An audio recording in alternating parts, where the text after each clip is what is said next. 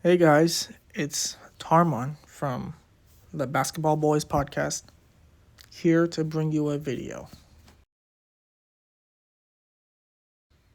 Now, today, fellas, we're going to be talking about one of the worst teams in basketball last year, the Charlotte Hornets. Now, who are the Charlotte Hornets, you may ask? They are an NBA team based in Charlotte, North Carolina, that has struggled a lot over the last few years. I mean, they have the longest playoff drought in the NBA currently, dating back to 2016. Yeah.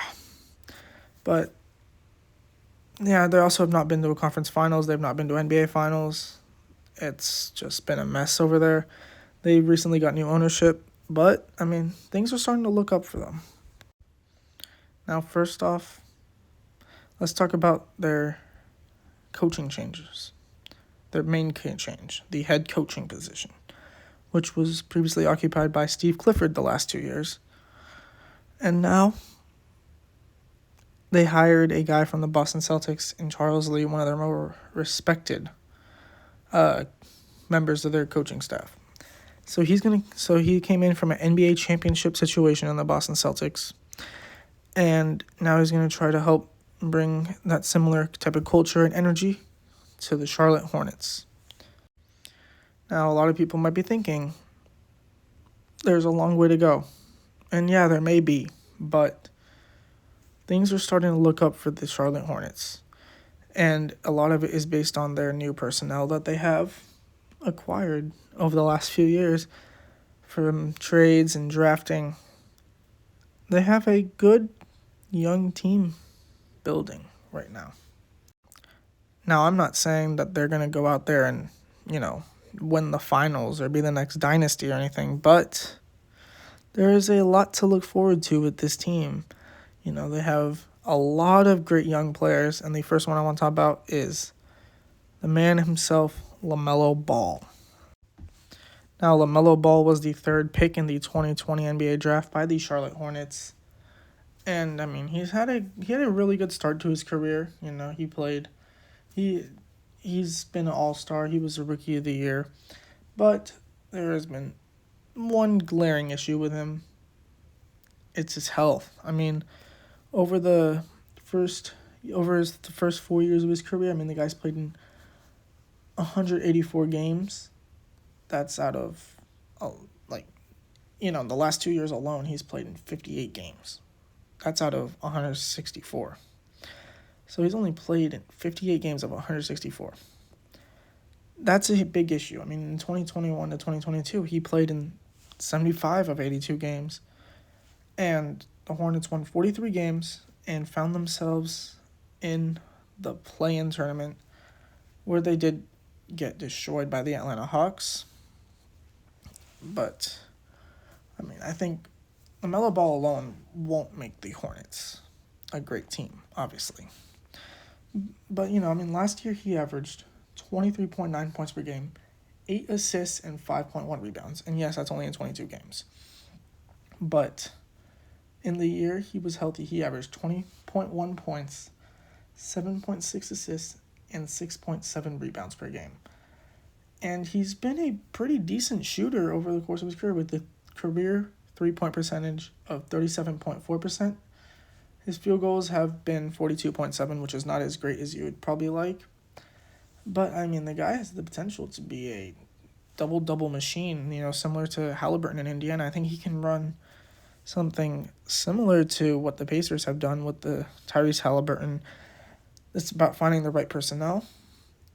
And, I mean, I think he has the potential to be even better than Tyrese Halliburton. And, now it's just about finding the right personnel. And I think they have that. I mean, some of their other good young players that they have. Now, Brandon Miller, he was the second pick in the NBA draft in 2023. And, I mean, he had a very good rookie year, even with all the slander that the Hornets got for choosing him over Scoot Henderson, who many people thought was a better prospect at the time, myself included. But, I mean, he had a really stellar rookie year. He was all-rookie first team. He had 17.3 points per game, 2.4 assists per game, and 4.3 rebounds per game on 32.2 minutes per game, with a 82.7 free throw percentage, 37.3% field goal, 3-point percentage, and then 44% from the field. That's in 74 games as well. And yes, the Hornets only won 21 games last year, but that is a very stellar rookie year. And that's something I think he can build on, especially with a guy like LaMelo Ball next to him. I think those two can, coexist and be the guys over there. Like, they can be the guys that turn this thing around. I think, Brandon Miller has all the potential in the world to be a really elite player.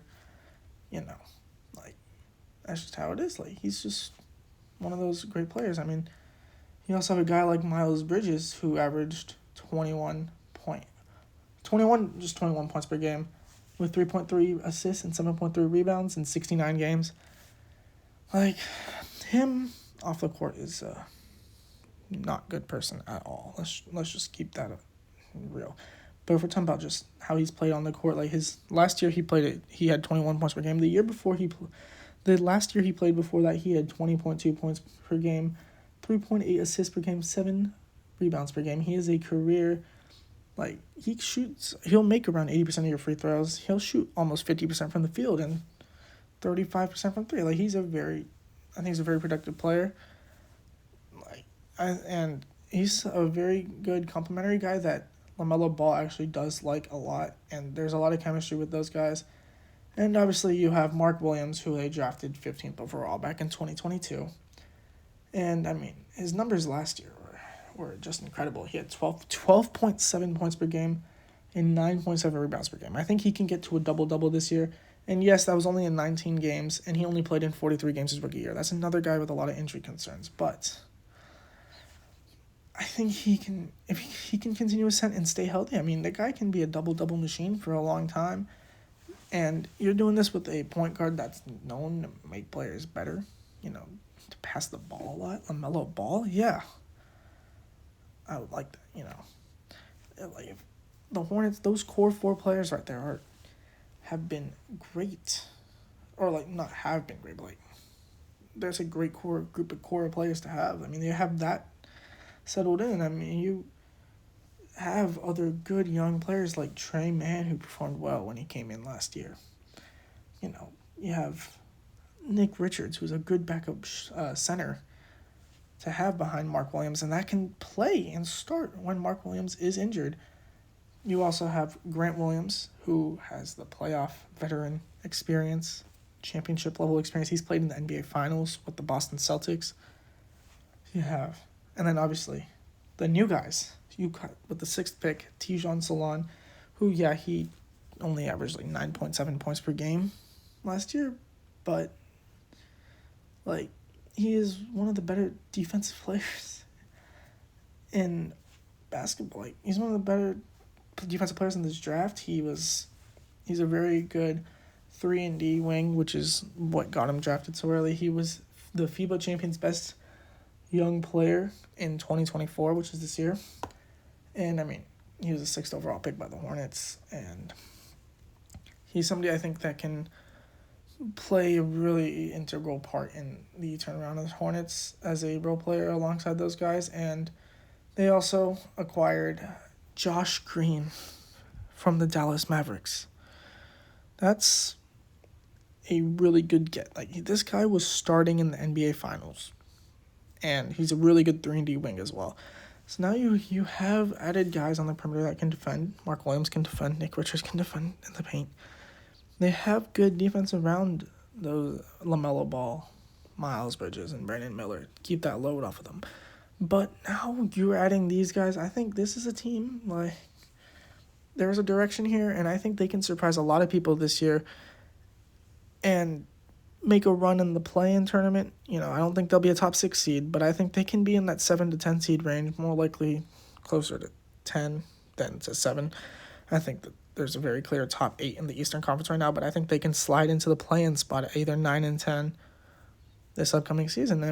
I'm really excited to watch this young core develop and see what happens with this team. And, the Hornets have struggled a lot, so it'd be fun to see them do well. And, that's the main reason for things. And I just want to say that is all. I would like to thank you guys for watching, and let me know in the comments section how the Charlotte Hornets will do this year, and give me some feedback and what other videos you guys would like to see. Thank you for watching. Peace.